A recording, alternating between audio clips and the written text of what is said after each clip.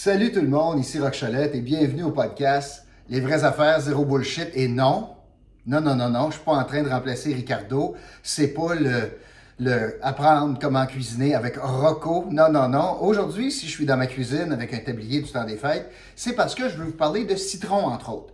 Mais avant de rentrer là-dedans, puis de d'autres sujets, je veux vous réitérer mon invitation à vous abonner à notre chaîne, mais surtout, si vous êtes des auditeurs présentement, c'est fort probablement parce que vous êtes déjà abonnés.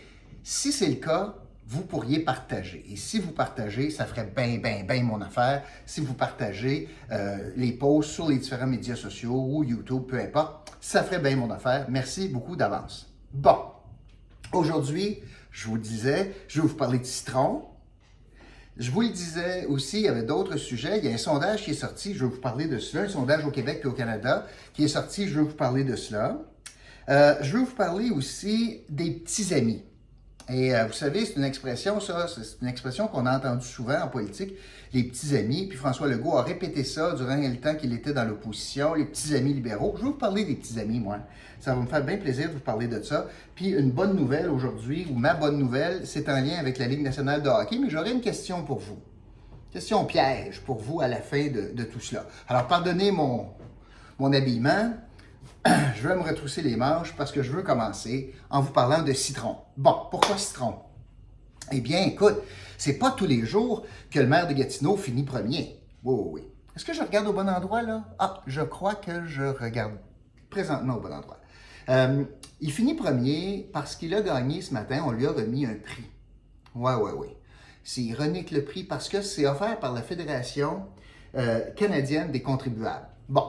Tout de suite, c'est quoi cette patente-là? C'est un groupe de pression fiscale, si on veut, pas mal à droite.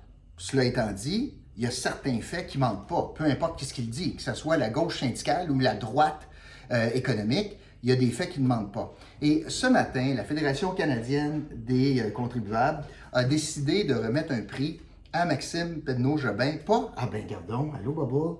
Alors, pas n'importe quel prix, là, tu mets pas ta tête là, pas n'importe quel prix, le premier prix. Et ça s'appelle, le prix, il s'appelle, c'est quand même pas rien, le Price Citron d'or. Alors, je vais vous lire le communiqué, puis ensuite, je vais vous faire une petite démonstration en vous montrant qu'est-ce que ça a de l'air un contribuable gatinois. OK? C'est bon, OK. Alors, il y a un communiqué qui dit que Maxime Pedneau-Jobin reçoit un prix pour la plus forte hausse de taxes foncières au Québec. Quand même pas rien, tu sais, on est les plus taxés. La plus grosse hausse, c'est Gatineau qui l'a eu. Ben oui, c'est bon, hein? Alors, voici ce que ça dit, le communiqué, c'est que la Fédération canadienne des contribuables a remis le prix du Price Citron d'or au maire de Gatineau, Maxime Pedneau-Jobin, un peu plus tôt aujourd'hui pour avoir adopté la plus forte hausse de taxes foncières parmi les grandes villes de la province. C'est quand même pas rien, on est premier! Hein? Ben oui.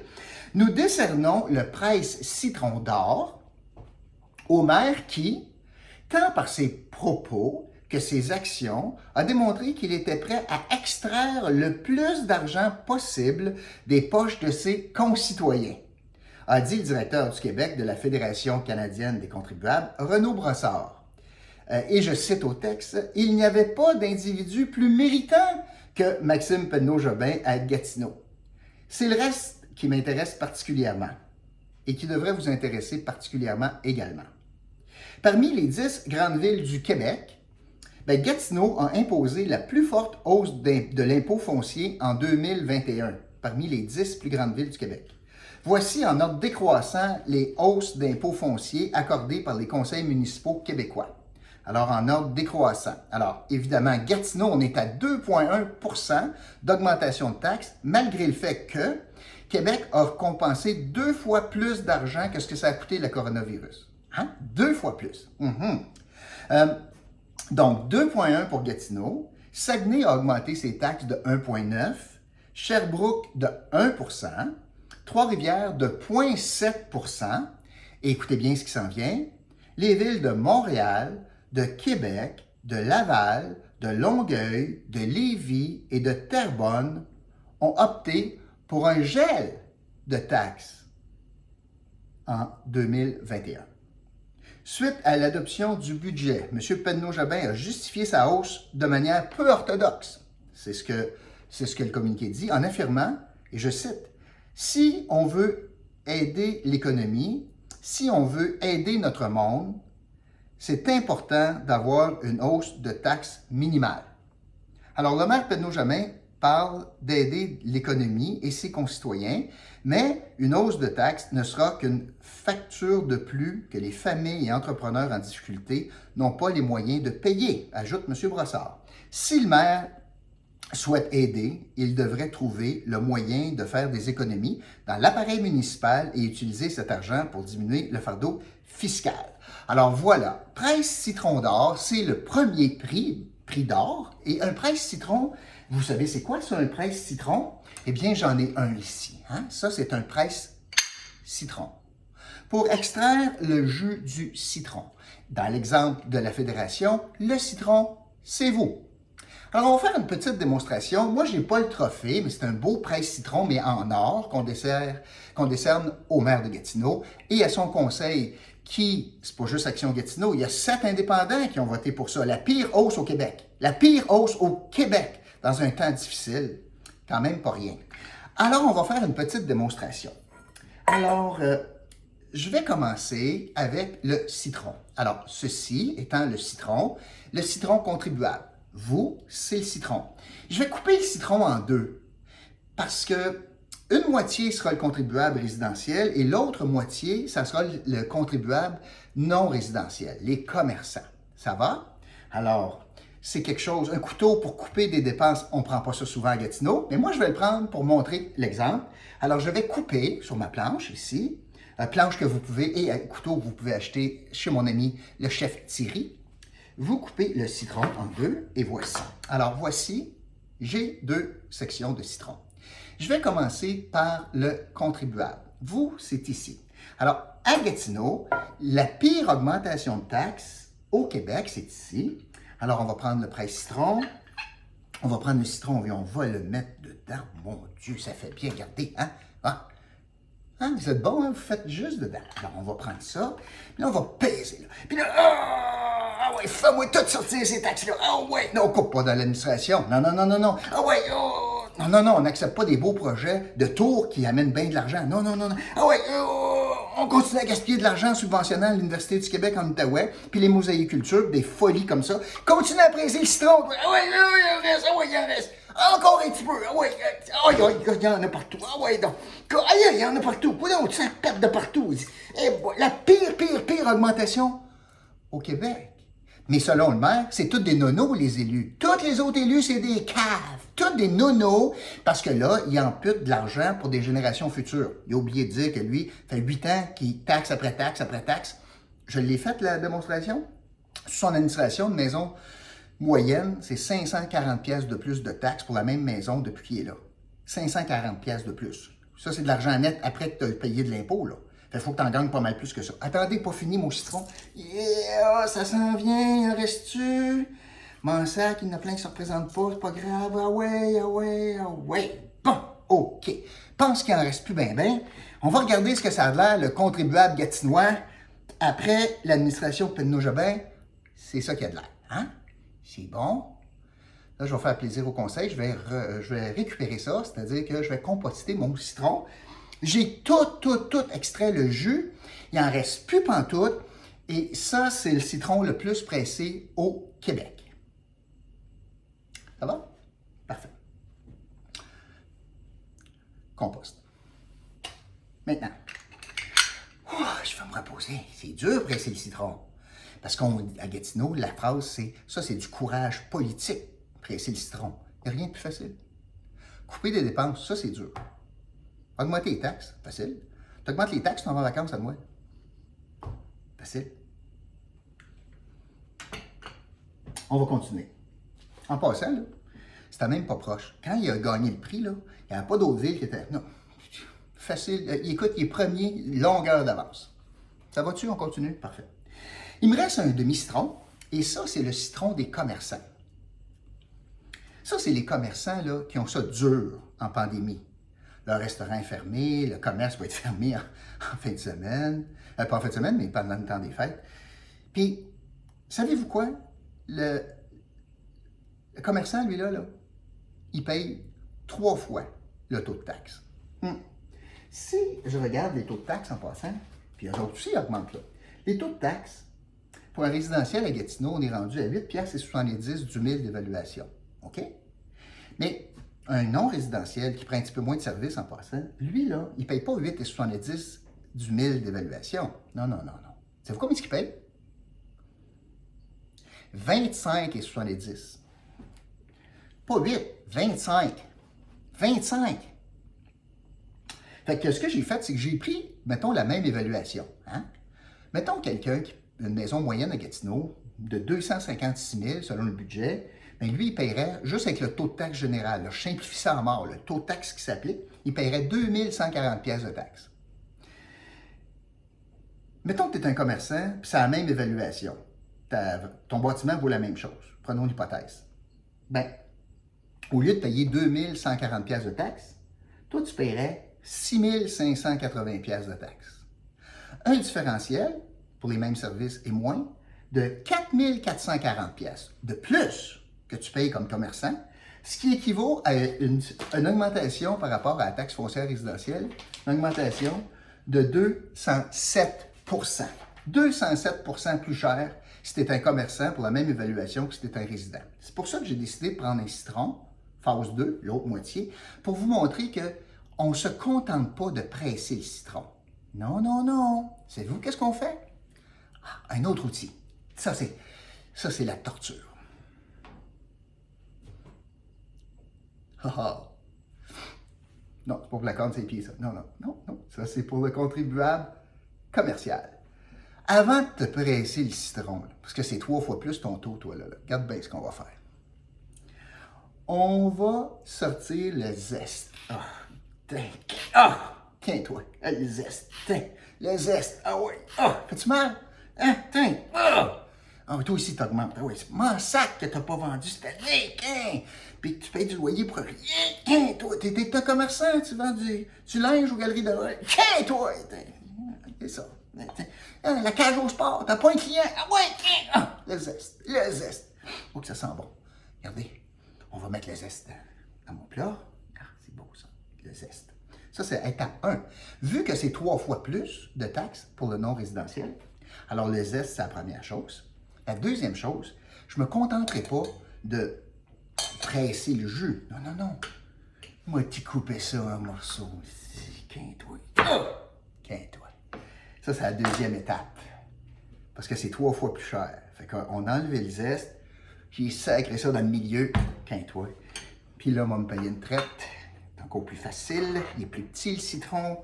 Ah ouais, le presse citron, mon chum. Là, t'as plus de zeste. Puis t'es coupé en 2. Tiens, je vais mettre ça là. Êtes-vous prêts? Ah ouais, mes commerçants. Hey. Oh, yes, sir! Oh, c'est plus facile. Quinte, commerçant, toi. De toute façon, pas bien de vote. Quinte-toi! Je suis content. Oh, ça coule. Ça coule partout. Oh! Je suis excité. Une première fois au compost. Ah oui, un dernier citron. Et toi? On est partout, ça c'est le fun à Gatineau. Et toi? Il n'y a plus de jus dans le citron. Et c'est pour ça que la Fédération des contribuables donne le pire prix pour un élu. Peu importe comment il l'explique, à Maxime Pédrin-Jobin et son conseil, pour avoir augmenté les taxes de façon les plus élevées au Québec en pleine pandémie. On ne peut pas dire que c'est très joyeux. Là. Je voulais avoir du plaisir avec vous, là. Je voulais faire une démonstration parce que c'est à brailler. C'est à brailler, surtout l'argumentaire que les autres, c'est pas bon. Puis voyons donc, c'est épouvantable de faire ça. Il y a une méchante gang de maires qui le cave au Québec. Puis je comprends pas pourquoi la ministre des Affaires municipales dit pas « Hey, la récréation est finie, le maire de Gatineau a raison, vous allez amputer là, de l'argent dans les villes pour des années à venir, puis là, les infrastructures vont être délabrées. » Ça se fait qu'elle ne met pas les villes au pas, tu sais. Incroyable. Fait que ça, c'est ma première démonstration. Je veux changer de sujet. Je vais enlever ça, là. Parfait. Mais je veux rester dans la cuisine, j'aime ça, la cuisine. On est un Québécois. Québécois aiment ça, la cuisine, puis on ne sera pas autour du chapon ben dans le temps des fêtes. Hein. Je veux vous parler des petits amis.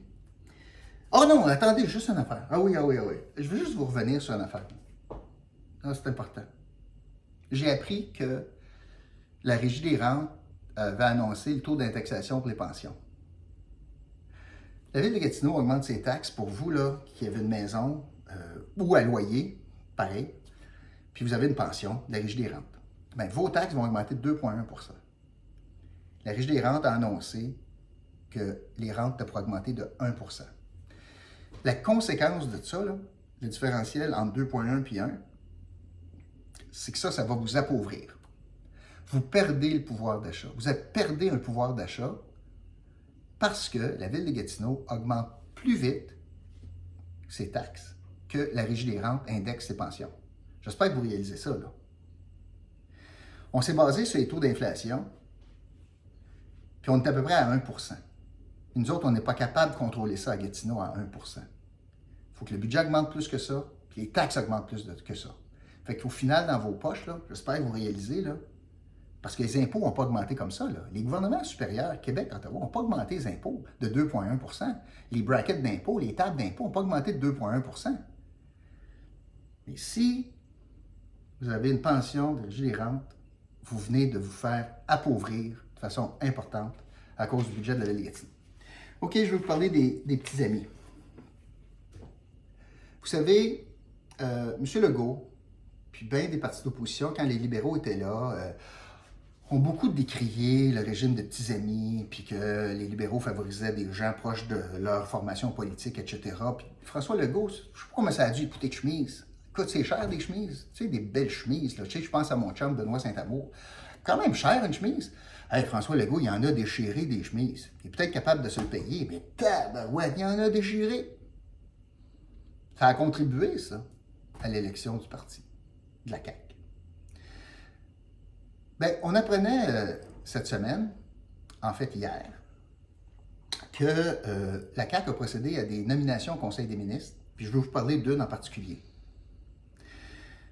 Et il s'agit de quoi? Il s'agit d'une promesse électorale importante sur brancher le Québec, là, la capacité au Québec d'avoir de l'Internet haute vitesse partout dans les régions. C'est une grosse affaire. C'est une grosse affaire, particulièrement maintenant. C'est encore plus vrai maintenant avec le télétravail, avec l'école à la maison, avec de plus en plus de télémédecine. C'est important d'être branché au Québec. Puis ça permet aussi à des commerçants d'être capables de vendre en ligne si tu es un commerçant dans une région. On en a plein en Outaouais, des commerçants qui œuvrent en région, que ce soit à Casbazois, à Val-des-Monts, à Maniwaki, peu importe. Mais c'est important d'avoir un Pontiac, c'est important d'avoir un réseau Internet. Fiable, efficace et rapide. Pour toutes sortes de raisons, notamment avec Bell, qui est propriétaire de plein de poteaux, ça stagne le dossier. Puis on arrive à la conclusion que jamais le gouvernement sera capable de réaliser sa promesse. Ce dossier-là était chez Pierre Fitzgibbon. Ah, il revient dans l'actualité, lui. Ça, c'est le ministre tellement bon, là. Il est tellement bon, Pierre Fitzgibbon, pour l'économie du Québec, qu'on va changer le code d'éthique. Le gouvernement veut changer le code d'éthique parce que lui, il dit, moi, ça ne fait pas mon affaire, le code d'éthique. Fait que moi, le livre de règlement, je ne l'aime pas. Mais je suis tellement bon, ils ne peuvent pas se passer de moi. Je leur dis, regarde, moi, je reste, je change le code. M. Legault a dit oui à ça. Mais il est tellement bon, là, qu'on a appris hier que M. Legault lui enlève la responsabilité de l'Internet haute vitesse. C'était chez lui, ça. Depuis 2 ans. La pandémie n'explique pas tout, là. Puis depuis 2 ans, pas grand-chose de fait. Puis là, le super ministre, pour qui on va changer le code d'éthique, vient de perdre la responsabilité de l'Internet en région. Qui va ramasser ça? Pas le ministre délégué à la Santé, certain, hein? Non. C'est rare qu'on voit ce qui arrive, là, mais le premier ministre a décidé de rapatrier cette responsabilité-là au Conseil exécutif. C'est quoi ça, le Conseil exécutif? Bien, ça, c'est le ministère du premier ministre. Il y a un ministère de la Santé. OK. C'est le ministre de la Santé qui mène ça. Vous comprenez ça? Hein? Oui. Ministre de la Santé, ministre de l'Éducation gère l'éducation. Mais il y a un ministre qui gère ministère qui s'appelle le Conseil exécutif. Ça, c'est le premier ministre qui gère ça. Donc, M. Legault. Alors, il rapatrie cette responsabilité-là chez lui, dans sa cour. Ben là, il peut s'occuper de ça? Non. Il décide de nommer un adjoint parlementaire au premier ministre. Parfait. Il y en a déjà pour la jeunesse, pour les anglophones. Fait qu'il décide de nommer un adjoint parlementaire au premier ministre. Moi, je l'ai été, adjoint parlementaire au premier ministre. Stéphanie l'a été, au premier ministre également. Jusque-là, j'ai pas de problème. Sauf que c'est tout un désaveu de Pierre Fitzgibbon, là. Le super ministre pour qui je vais changer le code d'éthique, là. Et là, il ramène ça donc au conseil exécutif. Jusque-là, pas pire. Mais là, on s'aperçoit que quoi? Il ne fait pas juste récupérer la responsabilité, il s'en va chercher 15 postes. Il prend 15 postes de développement économique puis il les amène au conseil exécutif. Des fonctionnaires. Bon, correct. Mais là, c'est pas ça. Là, il décide de créer un autre poste à la tête de tout ça, un poste de fonctionnaire. OK? Ça s'appelle un poste, là, il s'appelle le secrétaire général associé, responsable de cette patente-là, Internet haute vitesse. Pensez-vous qu'il y a eu des concours par voie un affichage de poste? Non, non, non, non, non. Ben non. Qu'est-ce qu'on a fait? Ben, on a récompensé un petit ami. Son nom, Stéphane Le Bouillonnec. Ah ouais, qui c'est ça? Ben, Stéphane Le Bouillonnec, il y a quand même 3 faits d'armes, lui. Ouais. Premièrement, il a été député de la CAQ. Il a été député 2012-2014 pour la Prairie. Il s'est présenté. En passant, pendant un grand bout, après, entre 2014 et 2018, un détail, là. Attends une minute, qu'est-ce qu'il a présidé, lui? Ah oui, ah oui, ah oui, ah oui. Il présidait la CAQ. C'était le président de la CAQ. OK? Fait qu'il était député de la CAQ. Il est parti en 2014. Il a présidé, il est président de la CAQ, l'ancien poste de Dominique Anglade, en passant. Il a présidé la CAQ. Puis là, il s'est présenté. Puis là, devinez ce qui est arrivé. Mais non, il ne s'est pas fait battre. Mais non. Il a démissionné en cours de route parce qu'il a été pogné, que c'était en fait dévoilé que sa business chargeait des taux usuraires. 90% d'intérêt par Waydon. Puis là, le premier ministre a bien mal à manger. Il est parti. C'est là que Christian Dubé s'est présenté in extremis, en catastrophe, dans un comté libéré par le président du parti, qui était candidat, qui était obligé de quitter, dans un genre de mini-scandale. Regardez l'histoire, comment est-ce qu'elle va, là. Puis là, c'est le ministre de la Santé, là, lui, là. Alors, Stéphane Le Bouillonnec a été député de la CAQ, a été président de la CAQ, a été candidat pour la CAQ, a quitté dans un scandale pour la CAQ, et là, vient d'être nommé haut fonctionnaire au conseil exécutif. Pas de candidature, puis à Waydon, là. Il est peut-être compétent, mais je me souviens très bien, moi, des crises puis des chemises de François Legault. Si François Legault avait été dans l'opposition, qu'est-ce que vous pensez qu'il aurait dit? Hé, hey, Tizani, président du parti, nommé haut fonctionnaire, pas de concours par Waydon. Moi, je trouve, là, puis d'ailleurs, qu'est-ce que ça me dit, ça? Les nominations difficiles, on fait ça au Conseil des ministres vers Noël. C'est probablement le dernier Conseil des ministres qu'il y a eu cette semaine. Fait que je pense pas qu'il y en a un la semaine prochaine, le 23, pas sûr. En tout cas, les nominations difficiles, c'est là, parce qu'on va oublier ça. L'Assemblée nationale ne siège plus. Pierre Waydon, c'est pas mal plus facile de faire passer des nominations difficiles comme celle-là.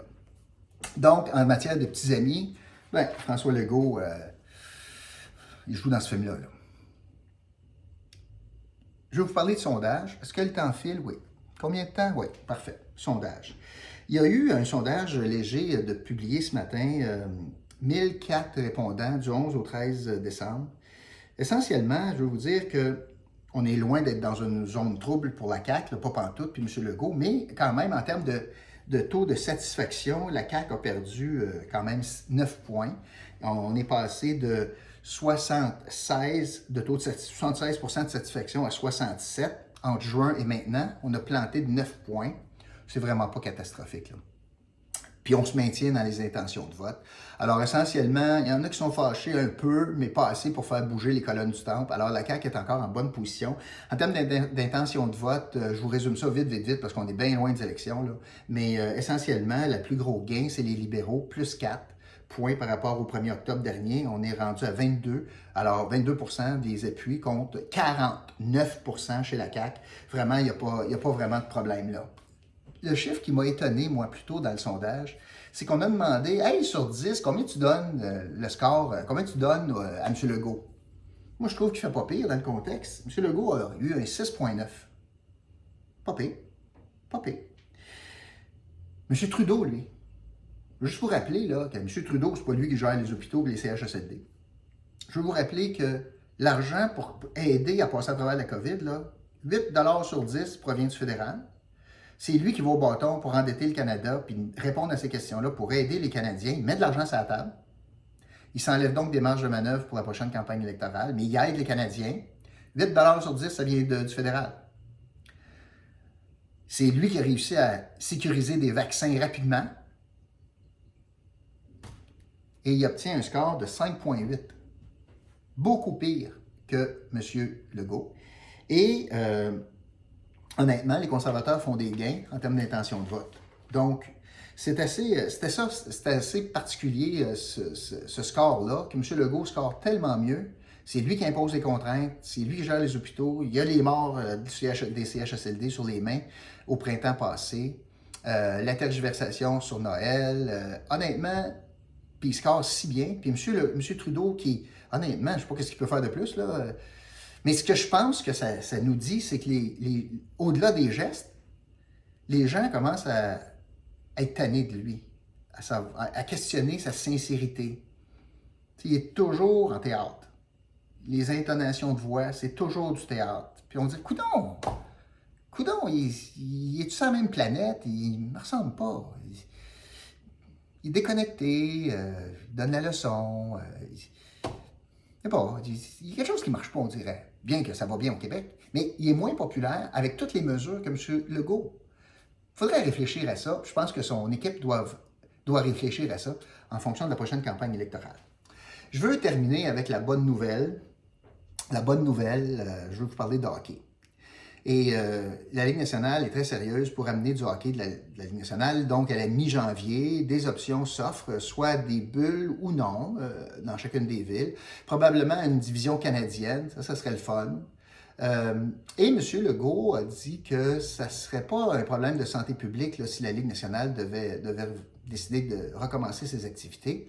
Honnêtement, ça donnerait un grand coup de main à M. Legault si les gens étaient capables de regarder du hockey le soir, là, sérieux. Si jamais il est obligé de prolonger des mesures de contrainte, je pense que ça ferait bien son affaire.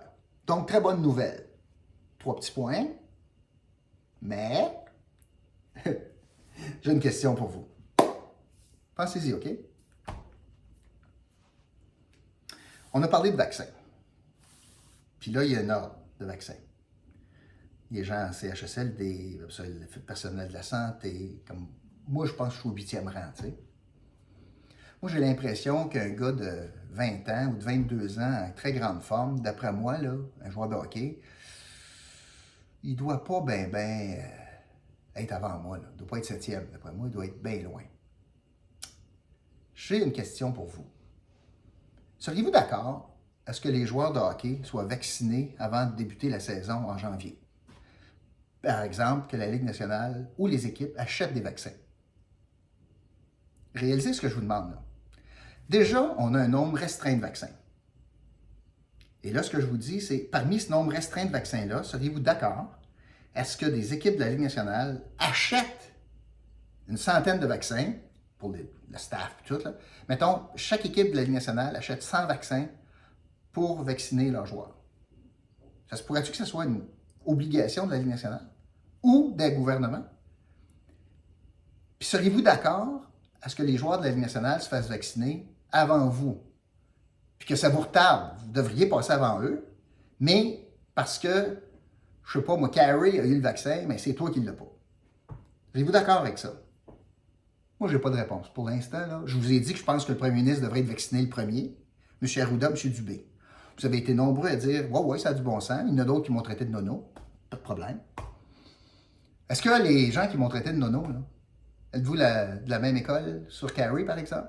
Pensez-vous que Carey, pour gauler, là, devrait avoir un vaccin avant vous? Bonne question, hein? Mais je vous laisse là-dessus. Je vous rappelle, abonnez-vous, partagez la vidéo, s'il vous plaît, la vidéo, si c'est possible, ça m'aiderait beaucoup. Écrivez-moi des commentaires, des conseils, des suggestions de sujets, peu importe. Je suis content d'être dans la cuisine, je suis loin d'être un Ricardo, mais j'aime ça vous parler, puis j'aime ça surtout faire des images. N'oubliez pas, mes chers concitoyens, hein, grâce à vous, le citron est pressé. Le maire Maxime Penneau-Jobin a fini en première place au Québec pour le maire celui qui taxe le plus de toutes les grandes villes au Québec. C'est Gatineau qui ramasse la palme. Hein? Ça ne s'invente pas. Salut tout le monde!